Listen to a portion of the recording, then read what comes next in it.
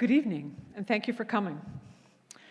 I'm Eliza Townsend. I'm the Executive Director of the Maine Women's Policy Center, and we have organized this event in partnership with AAUW, the American Association of University Women, Grandmothers for Reproductive Rights, the League of Women Voters of Maine, Maine Center for Economic Policy, Maine Coalition to End Domestic Violence, Maine Equal Justice Partners, Maine Immigrant Rights Coalition, Maine Family Planning, Maine Women's Fund, the National Council of Jewish Women Maine Chapter, New Ventures Maine, the Women and Gender Studies Program at USM, and WMPG Community Radio. Income inequality has reached levels not experienced since the 1920s.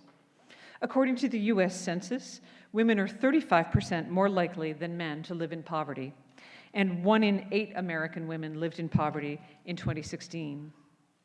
Further, 6 in 10 low-wage workers, those in jobs that pay less than $11 an hour and lack benefits, are women.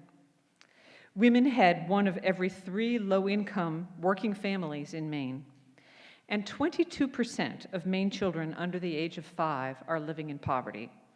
The poverty rate for children living in households headed by a single woman is 61%.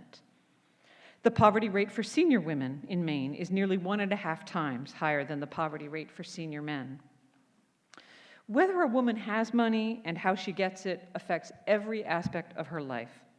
Her ability to escape a violent relationship, her health, her ability to chart her own future, her children's prospects.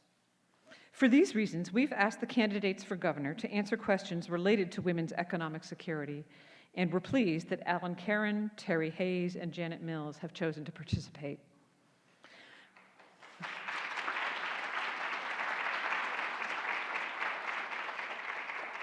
Our moderator is Ann Schink.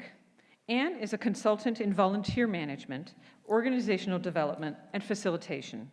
She is a member of the State Board of the League of Women Voters of Maine.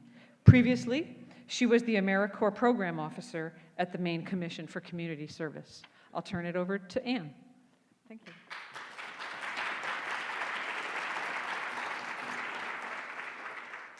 Thank you. Good evening. Welcome to this forum focused on women's economic security. I'm here to moderate the forum for the League of Women Voters. We believe in the power of women to create a more perfect democracy. We empower voters and we defend democracy.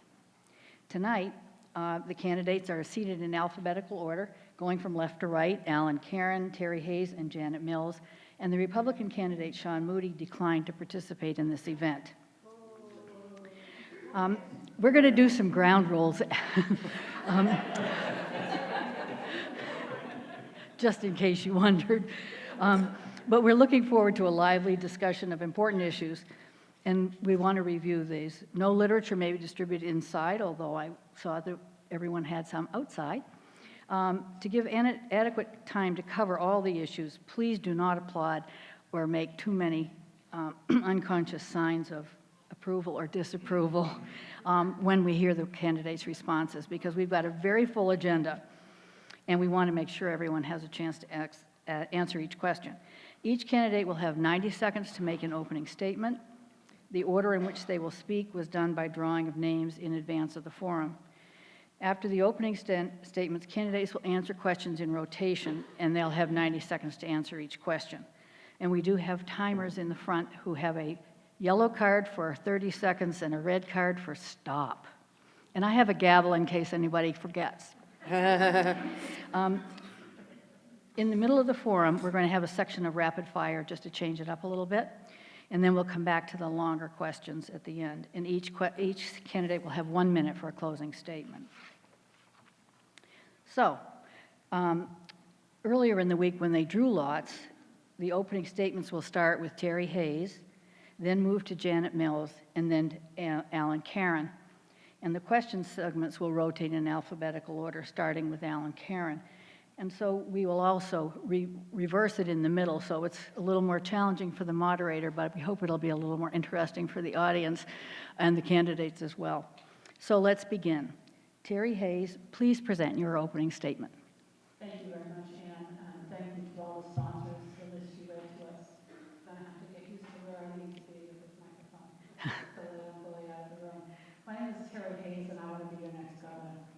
currently serve as the state's first independent state treasurer. Elected by the legislature in 2014 and then re-elected again in 2016.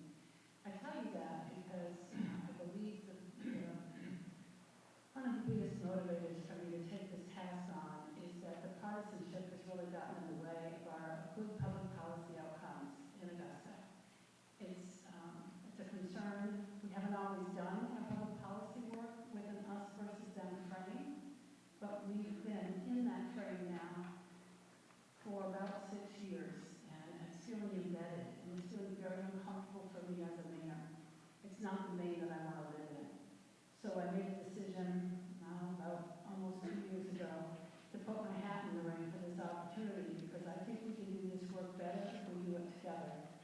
And instead of looking at people that sit on either side of the room and seeing them as the enemy.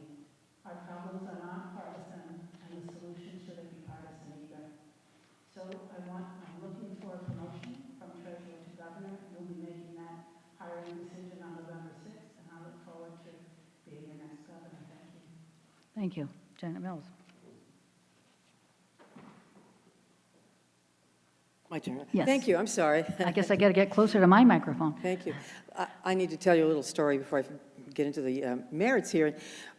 When I was in my mid-30s, I was the district attorney for Androscoggin, Franklin, and Oxford counties, Western Maine. I was a single woman in my mid-30s, no kids, never married.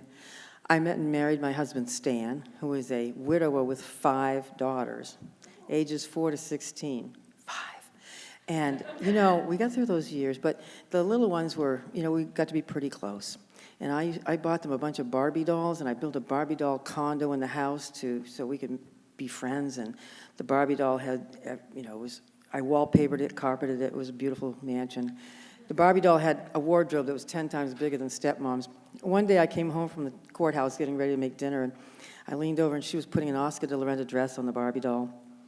And I said, "Gosh, Liesl, where's Barbie going? She's all dressed up." Without a hitch, the kid said, "Well, Barbie had grand jury today. And tonight she's got to go to a Democratic fundraiser."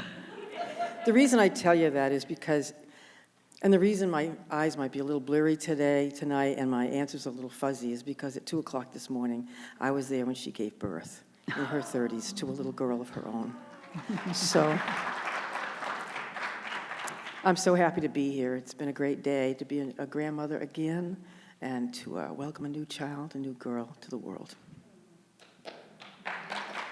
Alan, Karen, you want to do your opening statement? Some of you may know me from the work I've done over the last 40 years to make Maine a better place. And so many issues that we have worked together on. I want to tell you a little about myself, in case you don't know, in case you haven't read any of these recent provocative profiles. I grew up in the south end of Waterville in a family of mill workers and farmers. And we were the low-income part of that family. I grew up in an apartment on Water Street in a broken family. My stepdad was an alcoholic.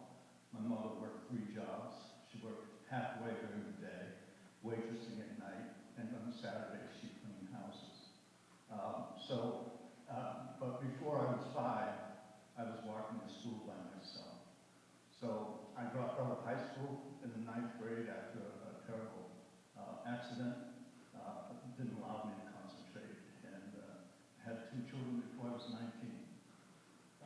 Along the way, and since then, I've been able to build 2 businesses and a successful career as a change agent in Maine. And all of that helps me, I think, to represent the people who cannot well represent themselves in this society. And if there's one thing that propels me, it is a strong feeling against injustice and bullies and unfairness that operates in everything I do.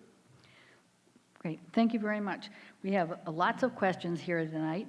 It reminds me when I was a young woman in Pennsylvania, we had a governor who was elected who wasn't expected to win. And when we went to visit him, there was a young guy there, and he said, if it weren't for women and children, this job would be an awful lot easier. And so tonight we're here to talk about women and children and how difficult it is. The first question has to do with their economic security, and Al and Karen will respond first.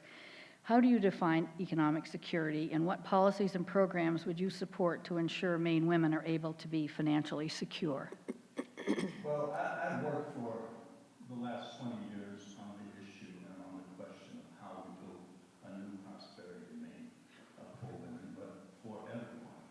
I mentioned to you that I came from a family of mill workers and farmers. Those are the two hardest hit parts of this economy. It's been an extraordinarily difficult period of time, the last 30, 40 years for those folks. So I have that big picture in mind, and I think if we find a way, if we discover a way to build a new economy in Maine that offers opportunities for everyone in every part of the state, we will, in doing that, provide more opportunities for women. That's not to say by itself it will do it. We have extra things that have to be done to ensure equality, and we'll talk about those tonight. But I think the larger frame for me is how do we build a new prosperity? Because where I come from, we've been stuck for 40 or 50 years. We've been in a declining economy. Parts of Maine are really Appalachian. And the hardship and the anger and the frustration and the despair is overwhelming in some parts of the state. Great, thank you. Terry Hayes. Thank you, ma'am. I understand you want me to define economic security, and for me, economic security is the capacity to meet your basic needs and make decisions about your wants, and acquire your wants over time, depending upon what they are. What programs would I, that was the second part of it? Yes. Programs would I? I'm not wanting to be a governor because I think we lack a program. I think we have a very significant investment currently in our public education system, which to me is the key to economic security. It's recognizing that each of us has some innate value and honing our skills and our passions so that others see that value and we can create our own prosperity from that. And I think our public education system is the key. It starts for some of us in some communities as early as 4 years old, sometimes earlier, and then goes all the way through our public college and university system. So I think the programs exist, whether we're allocating the funds appropriately, whether we need additional money. That's where, from my perspective, where every Mainer gets the opportunity to define their own economic security and pursue it. Great, thank you. Janet Mills. Thank you. When I think of economic security, I think of one woman I know in Farmington who works nights stacking shelves in Walmart and works days waiting tables at the Irving Big Stop and tries to support her kids on those two fairly low-wage jobs. She doesn't have health care. She can't pay a heating bill in January, February. She's looking for help. She's got 2 kids in grammar school. When I think of economic security, I think of making her life better. I think of making her kids' life better. And I think of how we can do that in state government with leadership when it comes to health care, when it comes to electricity costs, energy costs, heating oil, fuel assistance, and all those things. But it means making her life better. We hear a lot about the low unemployment rate in Maine. It's true, we have a low unemployment rate. But everywhere I go, I see people, women especially, working 2 and 3 part-time jobs just to get by. That's not economic security. I want to make their lives and the lives of their families more fulfilling and productive, healthy and full of opportunity, educational opportunity, economic opportunity, so that her kids can stay and work and play in Maine and make a living for them and raise their families as well here in Maine. Thank you. The next question is about women and family planning. With the tax on reproductive health care and abortion rights occurring at the federal level, states will either hold the line or enact restrictions that remove access to abortion, birth control, and preventive care for poor and marginalized women entirely.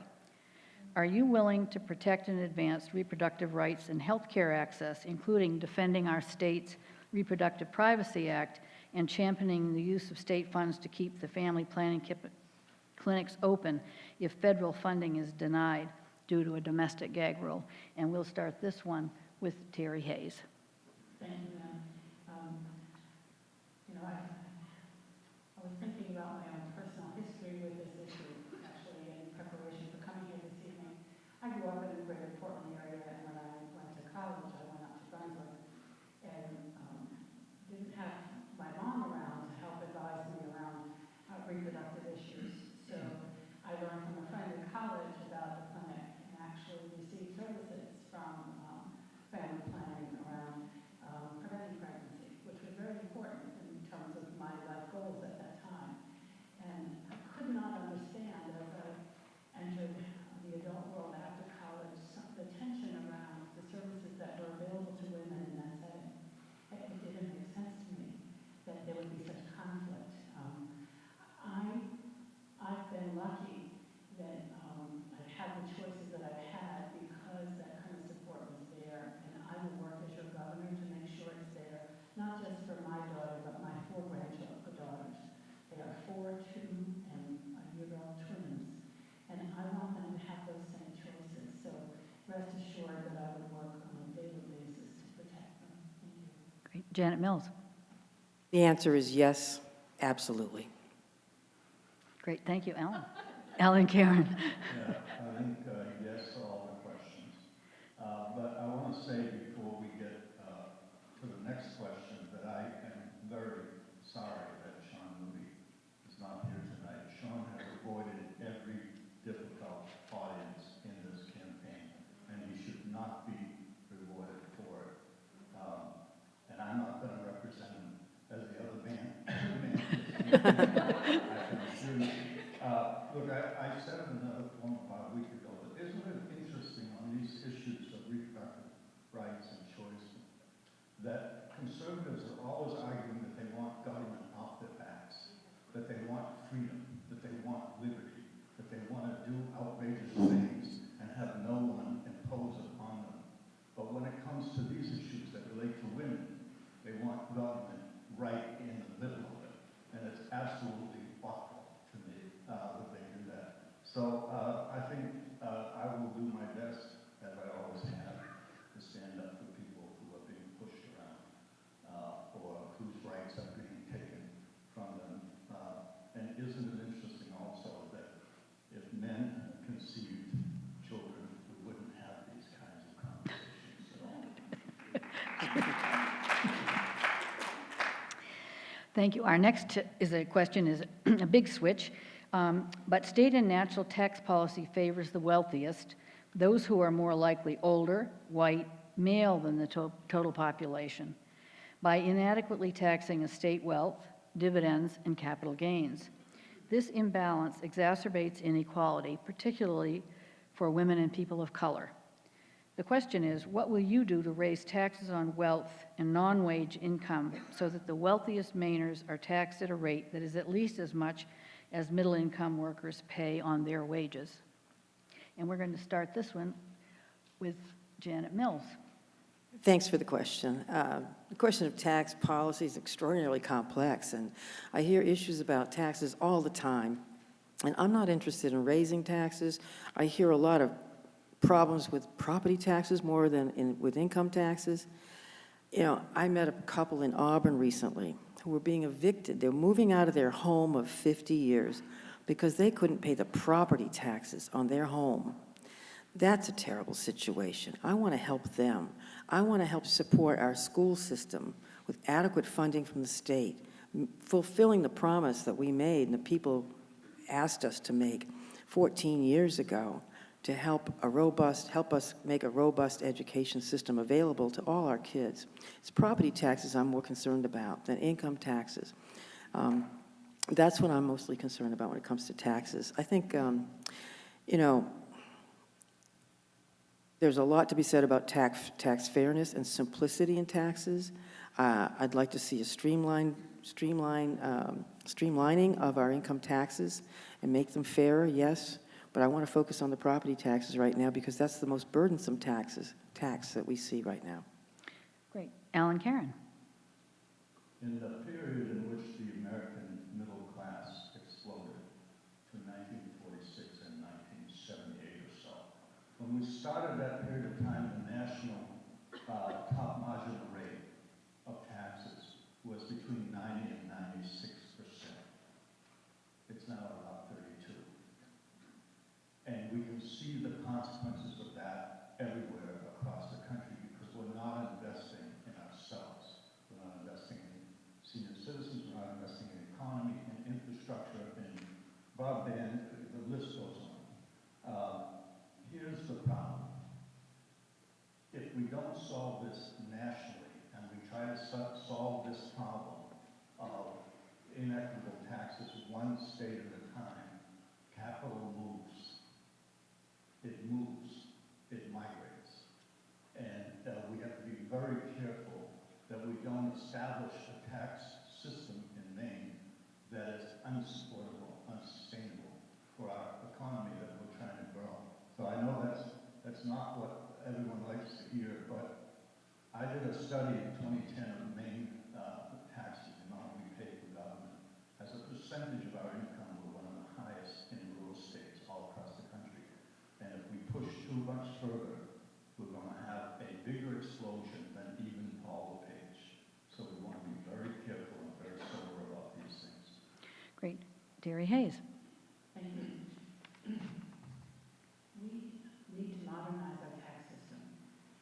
We tried to do that. I was in the legislature in 2009, 2010, when the legislature passed a comprehensive tax reform package.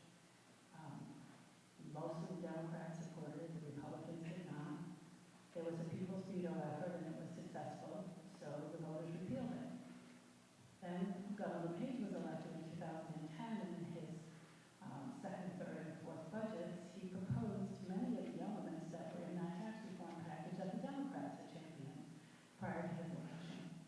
And at that time, the Democrats were against them because they were the Republican governor's idea. This is a typical example of where partisanship gets in the way. So we still don't have a modernization outcome in terms of our tax structure.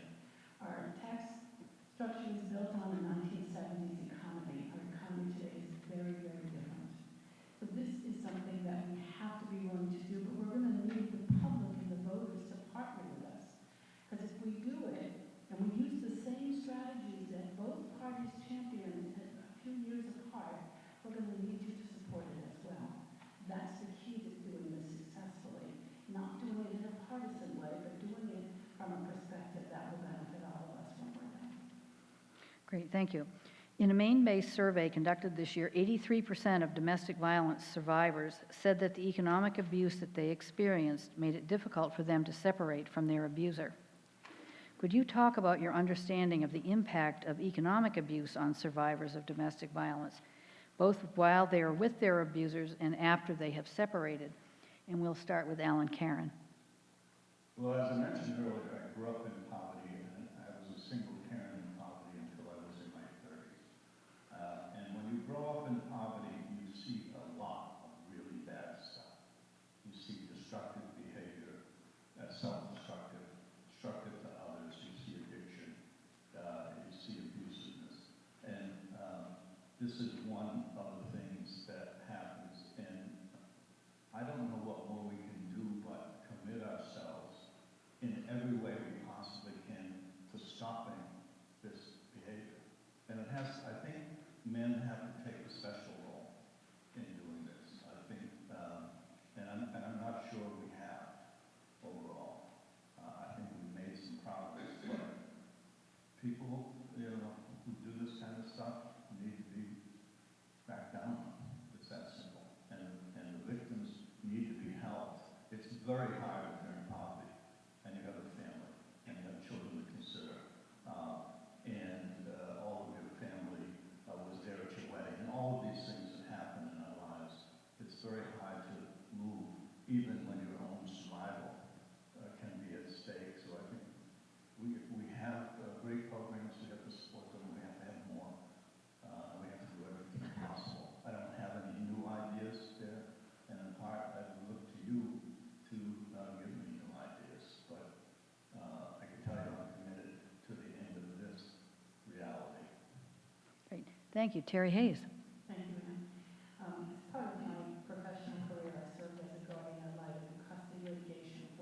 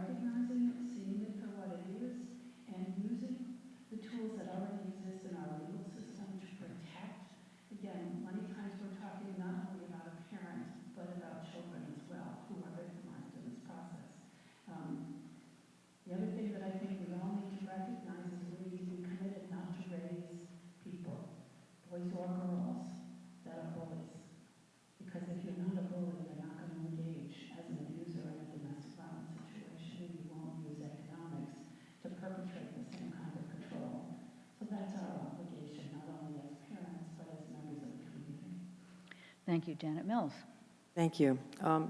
I could sit here and tell you about hundreds, if not thousands, of women I've helped through domestic abuse situations and family situations of all sorts. But let me just point to one example that Lois Reckett and I dealt with some years ago, a woman named Emma Waters, who was trapped in an abusive marriage and who escaped, and we helped prosecute her husband, but he got out on bail. And tragically, he took her life. I got to be the lead-off witness in the murder trial against Robert Bruno, putting him away for life. Emma was trapped because of economic insecurity, because of economic situations, and I know, and I could tell you about my own situation, having had a loaded gun held to my head long ago by a bad boyfriend. But it's not about me, and it's no longer about Emma. It's about the economic insecurity of women today. We know so many women who are still trapped in these circumstances, and that's why I've helped fund domestic violence shelters and programs for people trying to get out of those same abusive situations. And as your governor, I will continue to lead in this area and make sure every person who needs help will get help, and every person who makes a phone call to the services and to the 800 number or to state government gets an answer, gets help, and gets out of the situation. I saw Gilda Nardone here earlier, and Eloise Vitelli, who've done so much when it comes to helping women become employed and productive and get out of those situations with the helping hand and opportunity state government can help provide. Thank you. Our next question is about women and the Affordable Care Act. In Maine, low-income women without insurance are more than 3 times as likely to forgo medical care due to cost than their insured counterparts. There are almost 70,000 Mainers who would gain access to affordable health care coverage if Maine accepts federal funds to expand Medicaid under the Affordable Care Act. The question is, what is your position on accepting this federal funding? And this one goes first to Terry Hayes. Thank you, Ann. I've said consistently prior to beginning this process that we absolutely need to expand Medicaid. It is humanly irresponsible not to do that, and I will work as your next governor to make sure that it happens in a fiscally responsible way, because while we are adding these 70,000 to 80,000 Mainers to the rolls, we have to keep in mind that the system is flawed already, where the costs are here and the reimbursement rates are here. We need to work together to bring the costs down and the reimbursement rates up. We probably won't get them equal, but we can close that gap. If you're a Medicaid recipient and you receive services in a Maine hospital, the hospital is getting about 72 cents on a dollar for the services they provided. We cannot maintain our rural infrastructure with that kind of reimbursement rate. So we need to do this as quickly as possible to provide access to these Mainers. At the same time, we have to work with that fiscal structure so that we can afford this 5 and 8 and 10 years downstream. And that's my commitment to you, not just to expand it, to make sure that we do it in a way that addresses that structural problem so that we can continue to provide it in the future. Great, thank you. Janet Mills? Thank you for the question. Just last night, I stopped into the 7-Eleven to buy something, and the clerk looked at me and she said, "You're Janet Mills, aren't you?" And I said, "Yes, I am." She said, "I'm voting for you because I don't have health care. And I know you're for Medicaid expansion. And I need health insurance." She didn't ask me about how we're going to save the 12 small rural hospitals from failing as they are now. She didn't mention that. And she didn't talk about how we're going to save businesses and provide a level playing field for the businesses in Maine who can compete now when we make this change with the 34 other states that have expanded Medicaid. She didn't think about that or ask about that. But on my mind every day is people like her who are desperate for health care and health insurance because, we all get sick. We're all one illness away from bankruptcy potentially.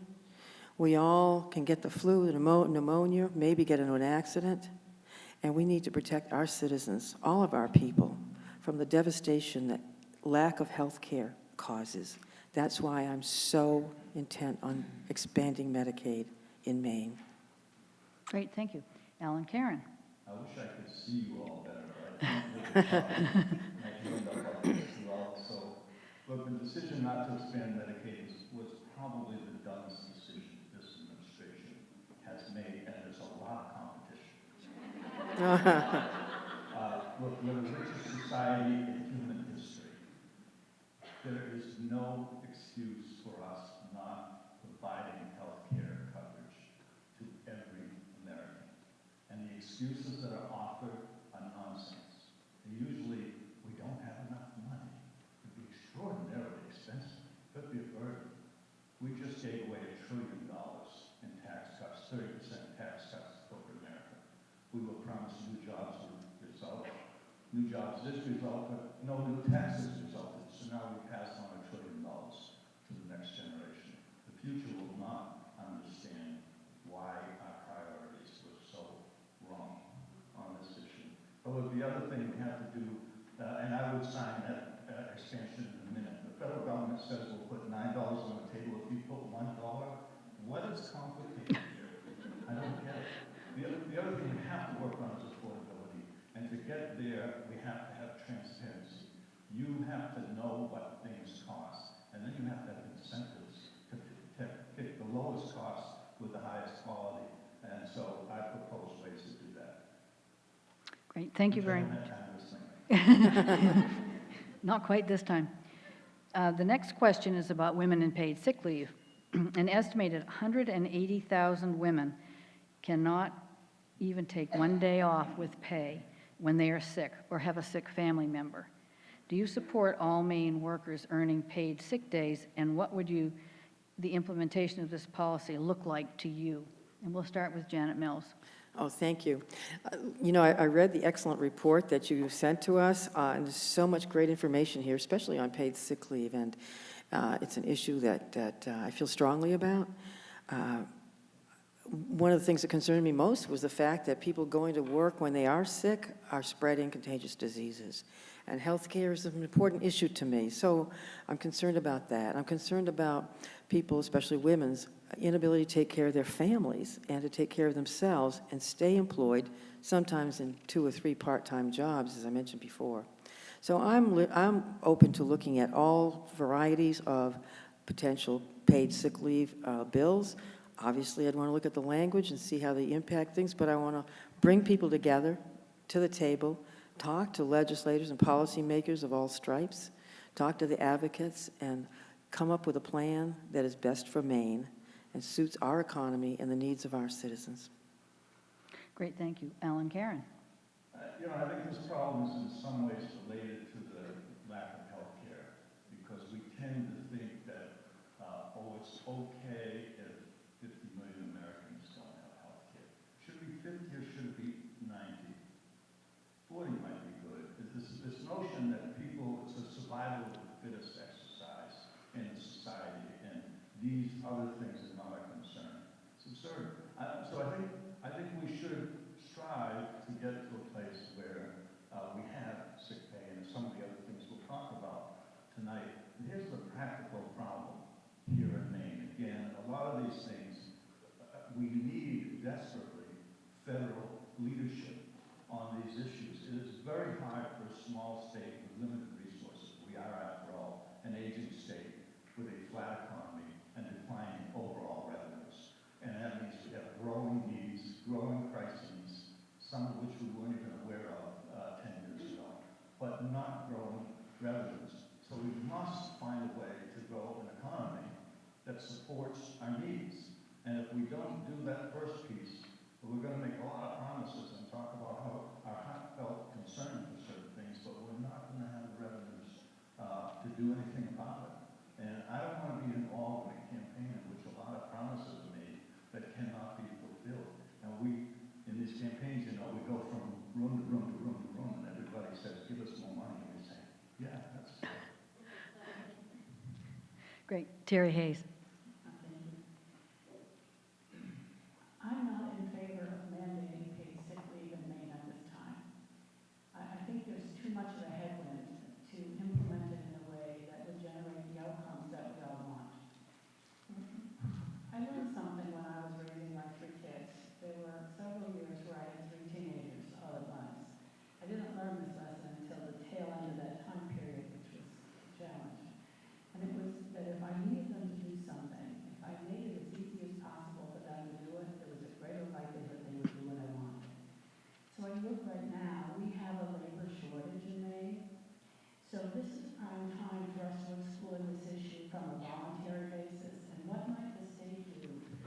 policy and with tax policy to encourage this on the part of the businesses in Maine, small and large, small, medium, and large.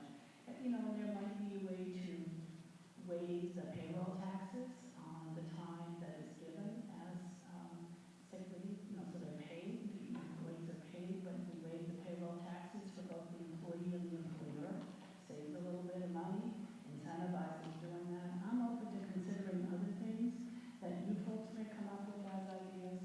I don't think this is the time in our economy to mandate it.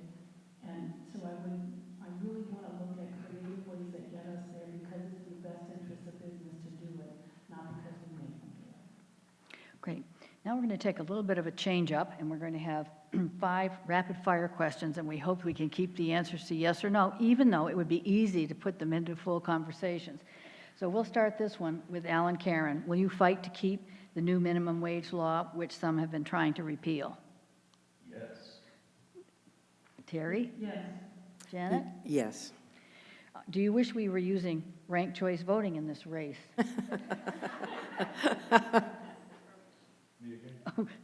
No, Janet. Oh, me? Yes. Alan? Oh, boy. Terry? Yes. Do you pledge to uphold the will of the voters and implement and enforce any laws passed by citizen initiative? And this one goes first to Terry. No. I want to have a chance to explain that later. Yeah. Janet? I will strive to uphold the will of the voters. Yes. Okay. Alan? It would be nice to respect the voters. Do you support stronger state laws to protect Maine women from predatory lenders, abusive debt collectors, and fraudulent student loan servicing companies? And we'll start this one with Alan. Yes, but for all manners. And Terry? Yes. Janet? Yes, that's why I sued Betsy DeVos and won a ruling just a couple of weeks ago to protect students against predatory loan practices. The last one is, will you ensure all Maine people have equal access to higher education and workforce credential training programs? And we start with Terry. It's a, this one, essay. take a deep breath. Will you ensure that all Maine people have access to higher education and workforce credential training programs? Yes. Janet? That would be my goal. Alan? To the extent possible. Okay, now we have another series of questions where you can take a deep breath and expect a little bit longer answer. But we're going to reverse the order a little bit, so this is my challenge, not yours. But the next question has to do with women and the tax system. All too often, women and children live in poverty because of tax and budget choices that come at a cost to other priorities that help expand opportunities for Maine families. The next legislature and administration will need to appropriate an additional $650 million to fully fund education, health care, and the Medicaid expansion, and local services through revenue sharing. This shortfall is due in part to the previous decade's budget-busting state income tax cuts that have primarily benefited Maine's wealthiest households and businesses. Will you support a budget that closes loopholes and rebalances our tax system so that those at the top pay what they owe, and Maine can invest in the things that support economic security and opportunity for women and families? And we're going to start this one with Janet Mills. Easy. I heard my mother calling me. That's a long I think I preface. get the question basically, but here's the thing. A budget should reflect the values of Maine people and the values of the leadership at the top of state government. My budget will reflect the values of fully funding education, of tax fairness, and of Medicaid expansion, for which I've already found money. I secured $35 million from negotiating with the biggest tobacco companies in the world, money that's gone directly into the Medicaid account and will fund Medicaid expansion. There's no ifs, ands, or buts about that. But I will work with leadership and bring people together from all sides to put together a budget that works for Maine people, that expands our economy, that provides equal opportunity for education, and incentives for young people to stay here and earn a good living here in Maine.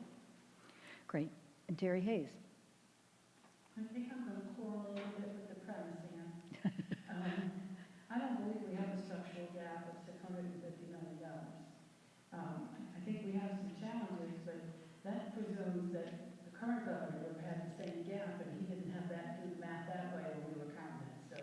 let's just take a little breather here, folks. As your next governor, I will meet the state's commitment under the current law for revenue sharing. Unless the legislature changes the law, I don't believe in pulling back from that and saying notwithstanding. In other words, we don't have to follow the law because we're all agreeing not to do it for the next couple of years. I don't agree with that strategy at all. When it comes to the 55% for education, I really do hope we can talk about citizens initiatives for a minute because there's a little social studies lesson in that. But that passed 14 years ago and we haven't done it yet.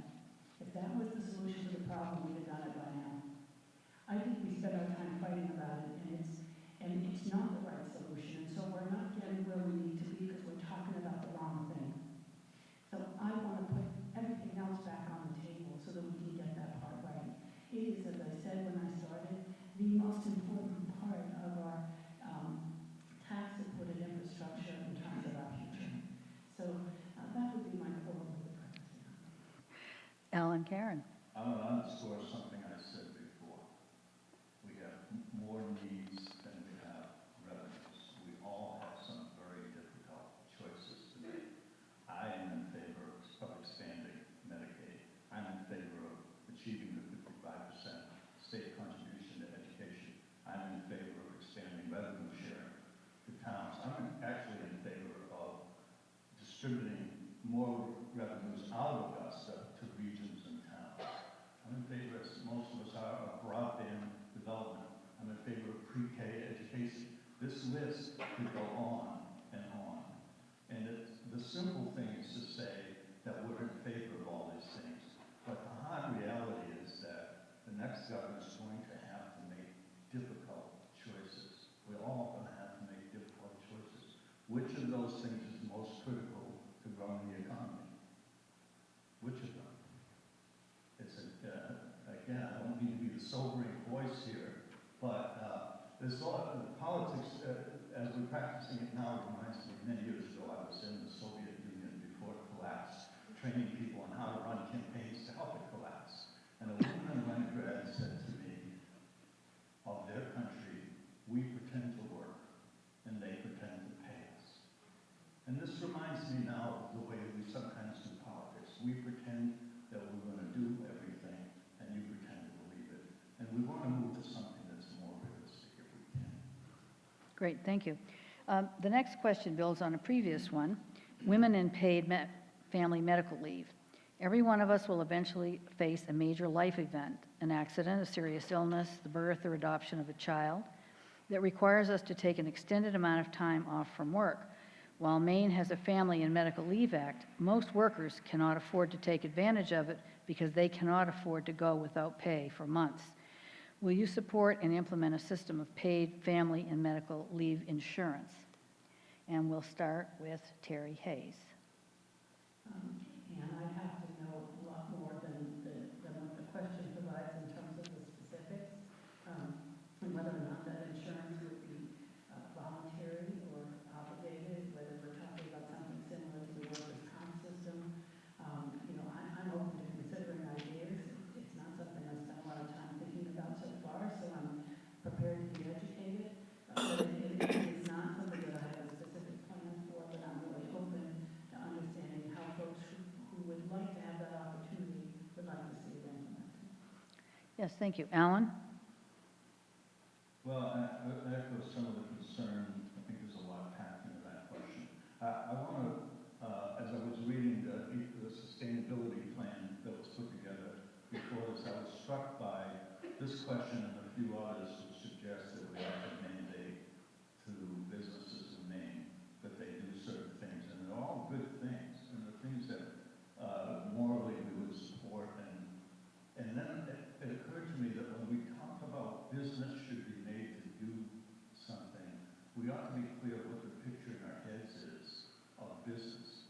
Because it's a profoundly different thing to say that Walmart or McDonald's or General Dynamics ought to do something than it is to say the people at your farmer's market, the artist down the street, or the woman who's cutting hair should do these things. We have to separate these things out somewhat, or we will make enemies of the small business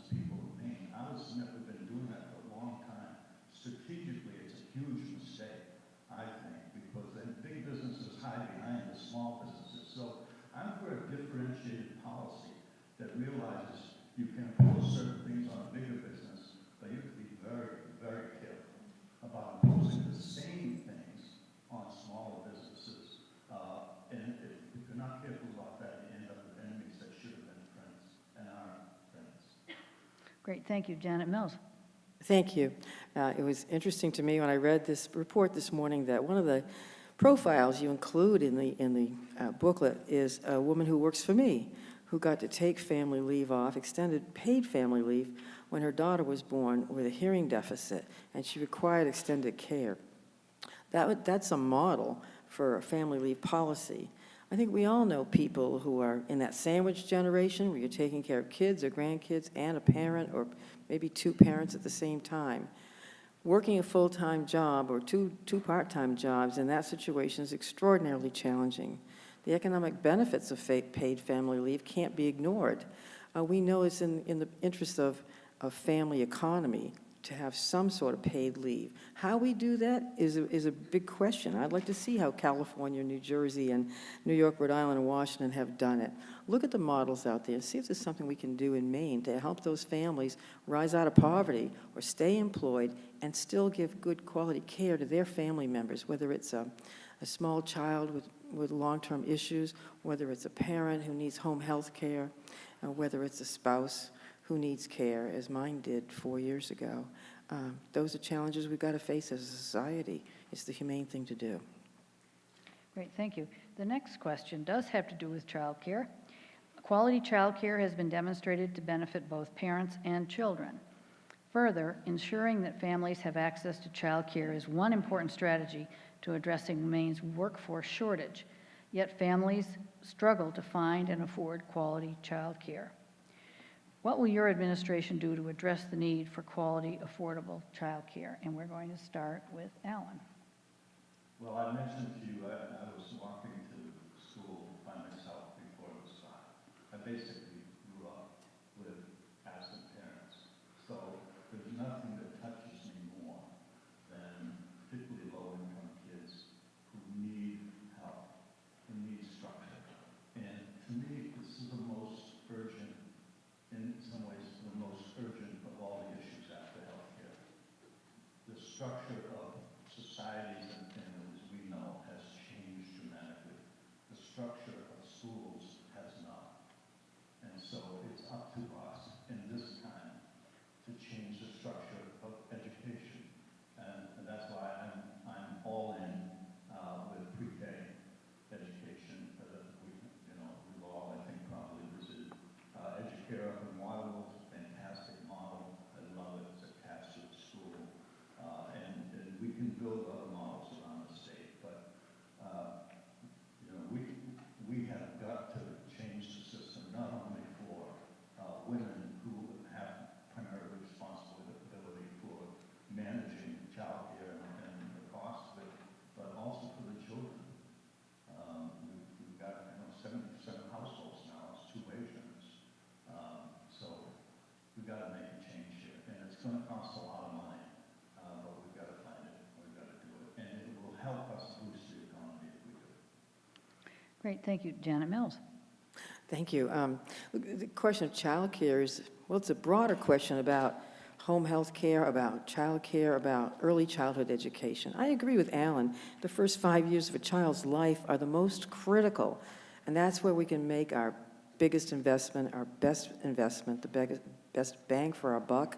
When you make the appropriate investments at those early stages, you save money in the long run. So I'm curious about why it is that, for instance, Head Start in Maine is so sparsely attended. Why is it that only 30% of the kids who are eligible for Head Start are enrolled in Head Start? Why is it that we turn back hundreds of thousands of dollars in federal funds for child care for parents with Head Start, kids in Head Start? Why are we turning back federal funds for child care? I want to fully fund universal pre-K. I want to make sure every child has an equal opportunity for growth and opportunity at the earliest stages Those are the prime years of a child's life. That includes childcare, it includes Head Start, it includes home visitation programs that have been cut back because this administration today in the Blaine House has decimated the public health infrastructure in Maine. We're going to rebuild it when I'm governor. We're going to make sure that every child in Maine has a great opportunity before it from the day it is born. Great. Terry Hayes? Thank you. I live in rural Maine. I live in a town called Buckfield up in eastern Oxford County. And I think what's happening in the rural parts of our state is we have what is termed overbuilt infrastructure. Our population has been declining because our birth rate has declined, so our schools are not full. So we have space in our schools. We actually have a public transportation system. It's those yellow buses that go in all through the towns twice a day. We have a growing number of retirees, many of whom want to continue to be active, might want to work and/or volunteer to try to get at some of that isolation that they may feel, or they still have something of value to offer. So I want to look at those things as assets. And in terms of making quality, affordable childcare available, why don't we do an RFP, allow the winning proposal to use the site, we're already heating it, plowing it, we've got lights on and everything, work with the retirees in the community in order to provide before and after school and during school daycare in the community with a transportation system that we just need to think a bit outside the box for. I think there are ways to make this work in Maine if we work at it together to resolve the challenges.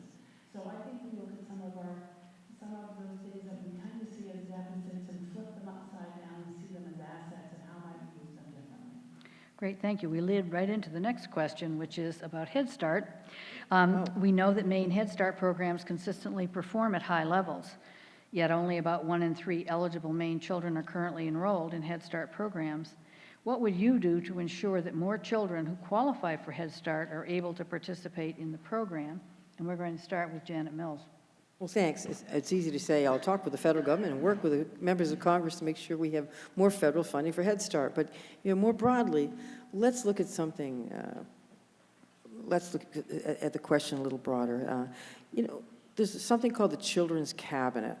It's been in statute for 20-something years. It hasn't met in 8 years. The Children's Cabinet has not met in 8 years. One thing I'll do on day one is make sure the Children's Cabinet, Department of Labor, Department of Education, Department of Corrections, Department of HHS, will all meet and talk about children's needs, all of their needs. When we have a child who dies, who commits suicide in Long Creek, we think, well, that's a corrections problem. When we talk about CDS joining state budget, local school budgets, we think that's an education problem. When we learn about 2 children murdered in their homes, we say, that's an HHS problem. No, it's not. It's our problem. All aspects of a child's life are our problem jointly. We can't be dealing with children in silos of services and programs and financial resources. We've got to talk about the whole child, all of our children, the same way. And that's what I want to do as governor. Great. Terry Hayes?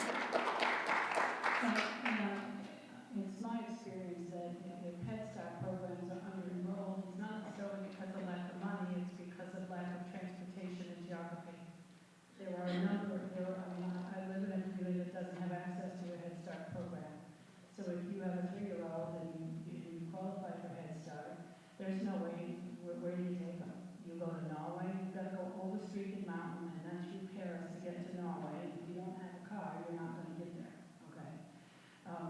So I think that's one of the biggest barriers. And like I said, we have this incredible infrastructure of public transportation all throughout Maine, but we think of it as only going to one place and then bringing children home. I think it's time, we're putting a lot of money into that. How might we use it differently to meet these broader needs in the rural areas? So I would suggest that geography is the greatest challenge. And again, we could make even the geography work for us if we thought outside the box and worked on using some of those local assets to make this happen in more communities closer to where the children live.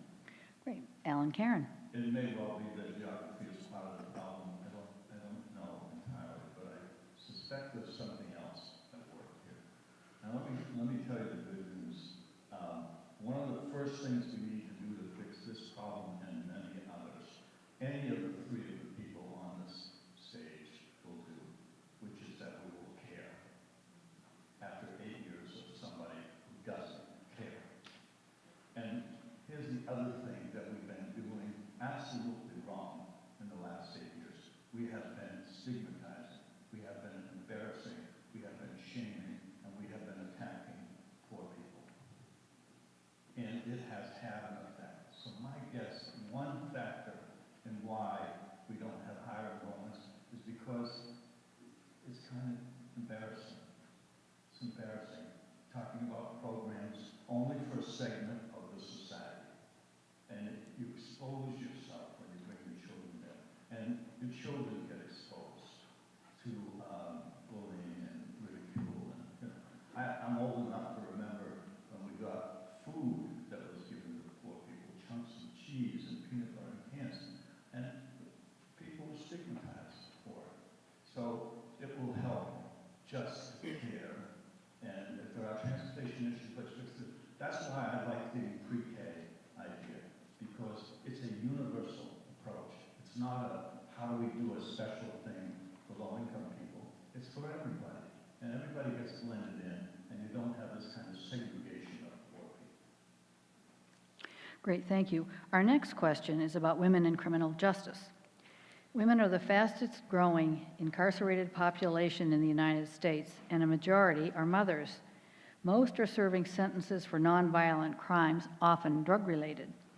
Given the connection between substance abuse and incarceration and its significant negative socioeconomic effects on women and families, what criminal justice reforms do you recommend to address this public health crisis? And we're going to start with Terry Hayes.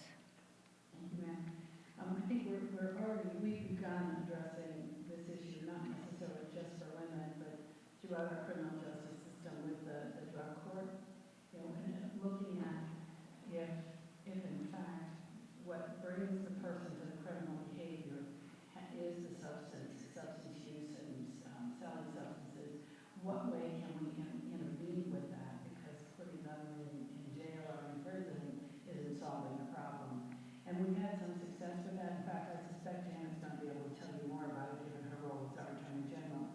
I think building that out and recognizing too that there are currently people who are behind bars in Maine who wouldn't be given the changes in our laws today. And I think we need to take a look at that and make that right so that we're working on substance abuse as a brain disease that it is and not necessarily as criminal behavior.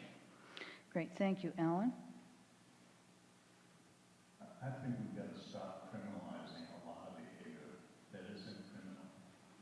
And I think we have to stop imagining that we can deal with a substance abuse or mental illness issues in a prison. It's probably the stupidest idea we could conceive of. And we imagine also that we can deal with lots of issues in public schools. We have to confront the reality that people have mental health issues. The last place they need to be is in a jail. The last place for substance abuse issues. Now, some of you may know, when I was 19, I spent 8 months in jail. And I got to see Maine from the bottom looking up. And there are a whole lot of people at that time. The fad at that time was to jail everybody who smoked pot.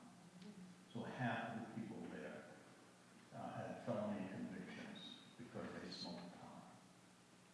And it's just the stupidest system. I don't mean to overuse that word, and I actually rarely use it. But this one is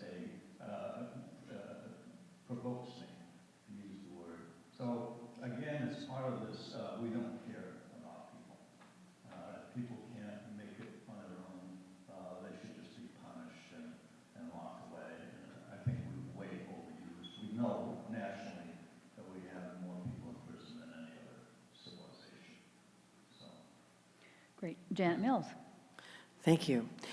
Just last night, I talked with a couple who lost a daughter to opiate overdose, an adult daughter, and someone who had tried to get help I wasn't able to.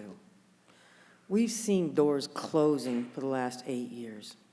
Treatment facilities, Crossroads for Women, great facilities that were doing great work. And now those people who wanted help, who sought help, can't get help, and they're ending up in Wyndham, in the prison, or they're ending up in the morgue. And I hate to see that happen. I want to change that around. I want to see us have a strategy for the opiate epidemic. I have a strategy for that. It includes drug courts. It includes answering the phone when somebody calls for help. If I'm privileged to be your next governor, someone will answer the phone. If it's someone who's been laid off from work and is looking for help with unemployment, someone will answer that call. If it's someone who's got a substance abuse problem, who desperately needs a place to go now, not next week or next month, someone will answer that phone.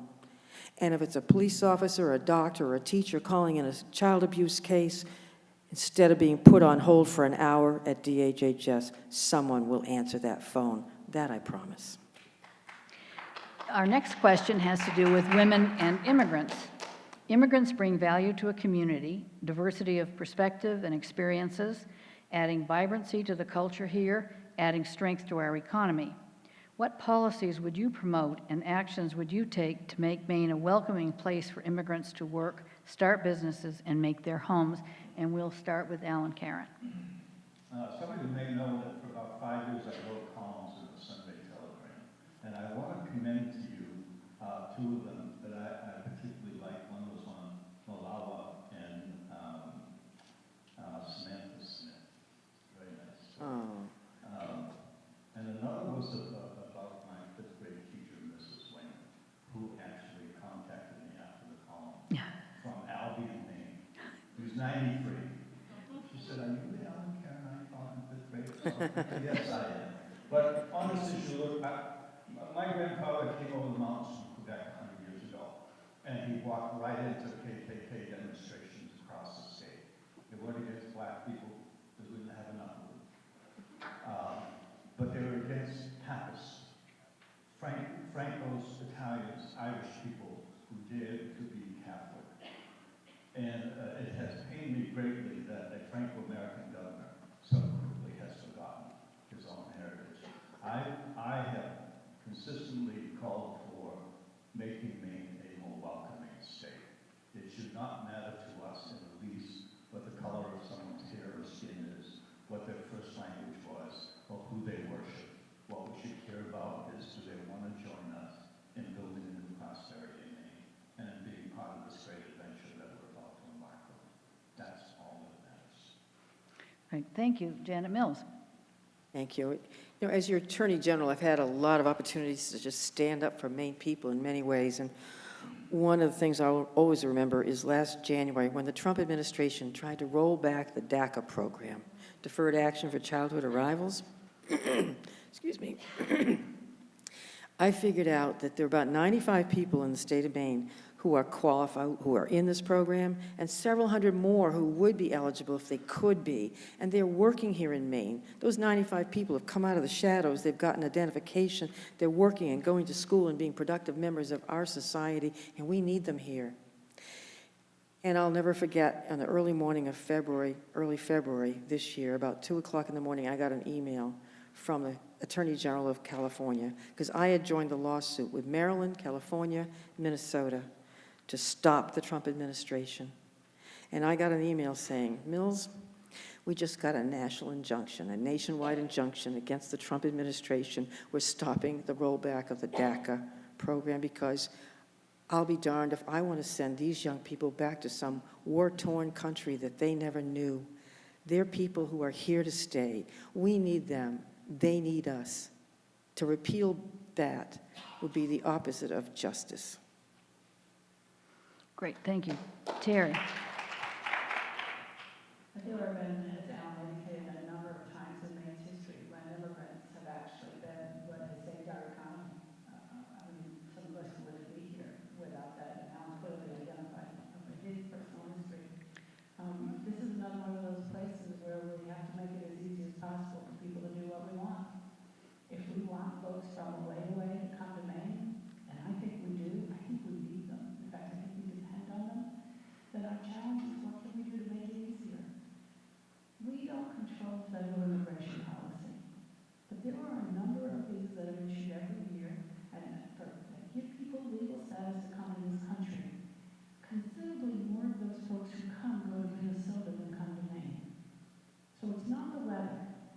Just keep that in mind.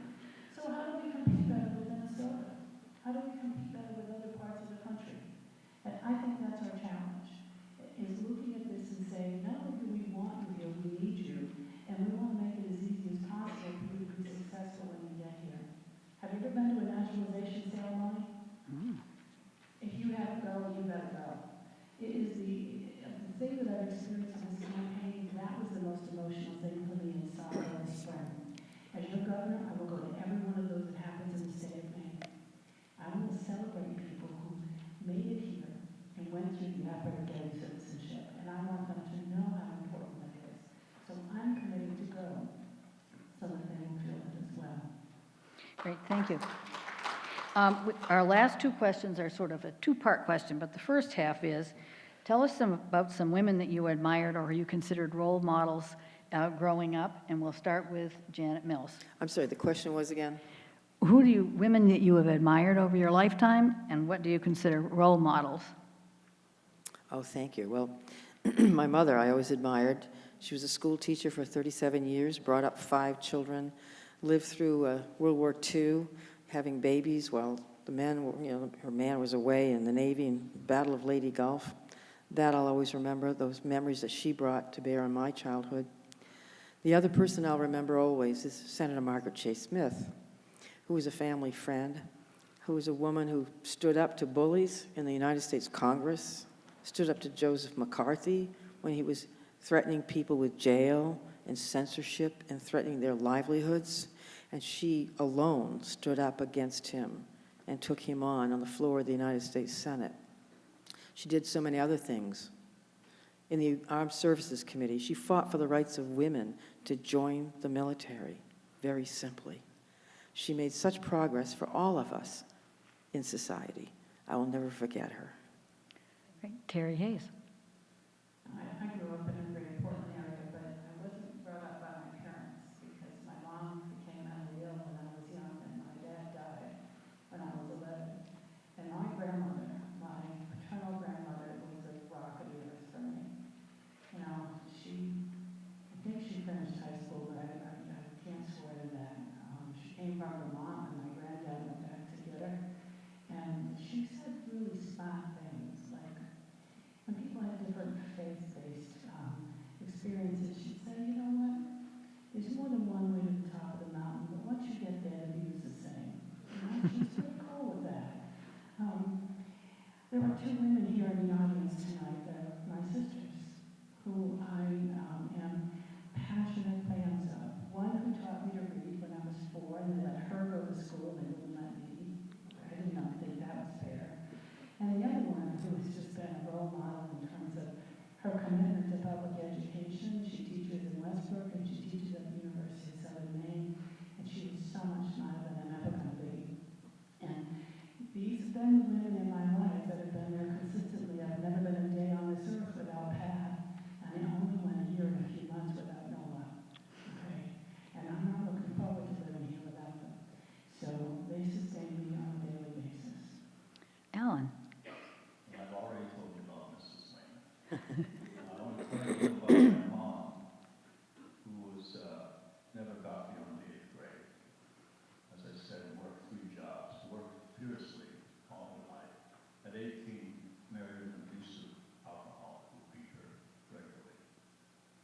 And she left it, took great strength because she had 2 children. Then she had a 3rd child out of wedlock. I am that child. What happened to my mom was that she got excommunicated from the Catholic Church. If you know anything about, if you are Catholic, or you grew up in an immigrant Catholic community, you know what that means.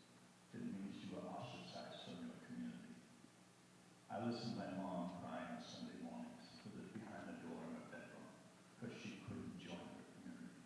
And when I got old enough, I went into those churches and took all of the roles. I defrocked the priests, the hypocrite priests. I mentioned to you earlier, I spent 8 months in jail. That's why.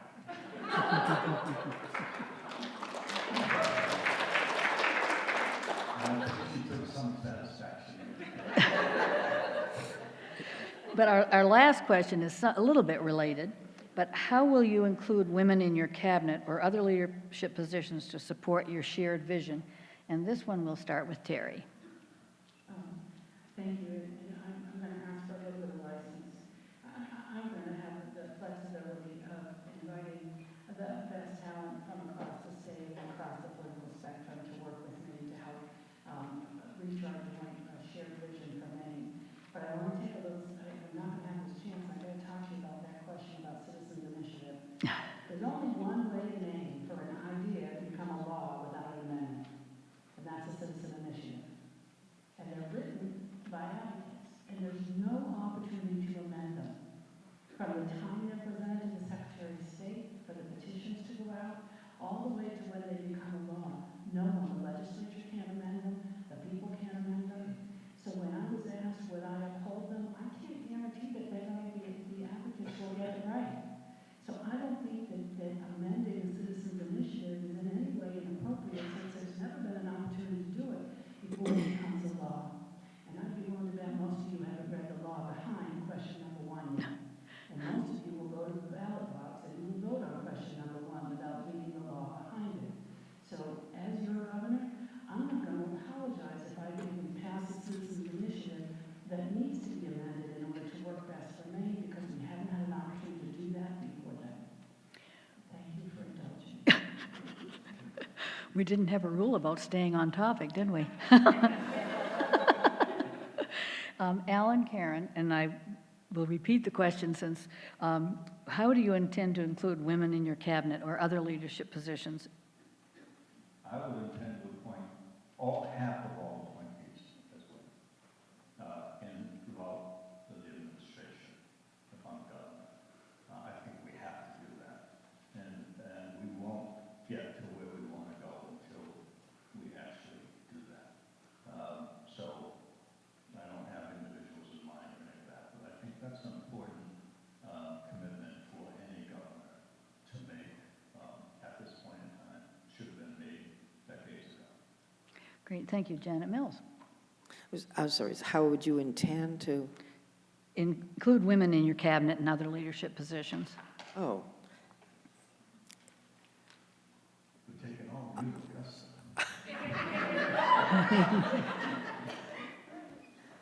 you know, when it comes to selecting the best people, it seems to me, I've been privileged to run an executive agency with a $42 million budget for the last 6 years, 2 years before that. And when I come into the office in the morning and I call a meeting, I look around, and 2/3 of the leaders in my office of 110 lawyers and almost 200 employees, 2/3 of them are women, really intelligent, wonderful women. And I just think, wow, how'd that happen anyway? I just, you know, but they are the best people I could find and the best people for the job. And it's not like you have a quota or anything. Sometimes women just rise to the top naturally. And I think that's what's going to happen when I'm governor. Great, thank you very much. We did everyone, right? Yeah. No, so now we're going to move to the closing statements, and each person will have a minute, and we'll start with Janet Mills. Thanks. You know, it's a great opportunity here to talk about women's economic security. I want to talk about Maine economic security, too, because, you know, I think people all over Maine are being left behind.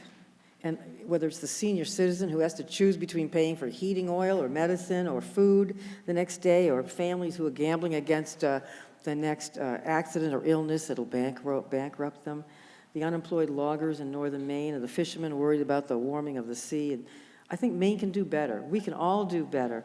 We can turn the tide when it comes to health care and the scourge of the opiate epidemic. So many challenges.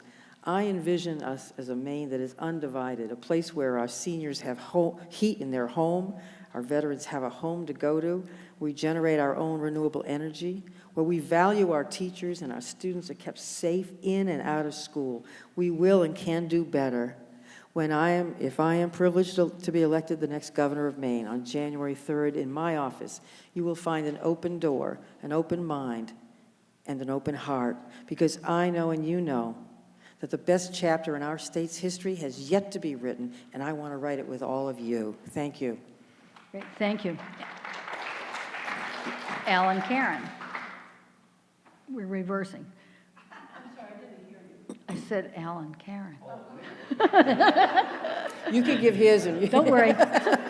We'll get to you. You know, every election, we invariably, by this point, complain about certain things. There's too much money in politics, there's too many negative ads, people are being mean to each other. We're not talking about ideas. So you know what? I've tried to give you what you've been asking for, which is a campaign of positive ideas. Last week, I unveiled 8 big ideas to jumpstart Maine. And so I do that because those who know me for a while know I'm an incurable optimist about Maine.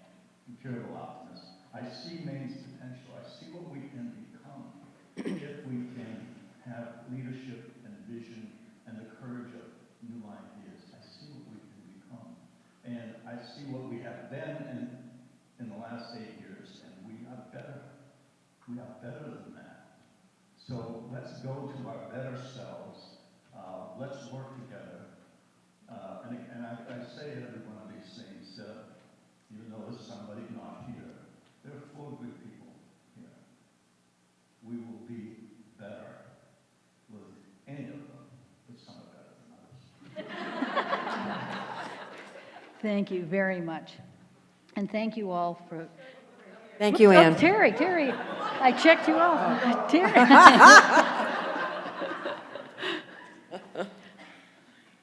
Thank you. I think Maine deserves an experienced and independent leader, someone who talks straight, who tells the truth, and who rolls up her sleeves to get things done. Someone who's nonpartisan, because our challenge is nonpartisan, and the solution shouldn't be even. We have a decision to make on November 6th. There's an anticipated opening in January, and you folks are going to make a hiring decision. We have an opportunity to celebrate, if you will, our aspirations are redefined by our fears. I'm encouraging you to celebrate our aspirations. I think we can do this better if we do it together, if we reject the us versus them frame that the partisanship brings on. I want to see that in Maine's future, and I need your help. I ask for your vote on November 6th, and I'm Terry Hayes. Thank you. Thank you. Well, this concludes our event this evening, and we thank you to all the candidates who've been so responsive in answering so many questions of great importance to women and their economic security, and thank you all for coming.